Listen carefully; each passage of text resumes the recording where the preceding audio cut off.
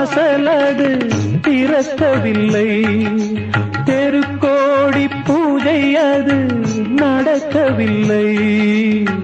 தேவதையை காண்பதற்கு வழியும் இல்லை, தேன்மொழியை கேட்பதற்கு வகையும் இல்லை.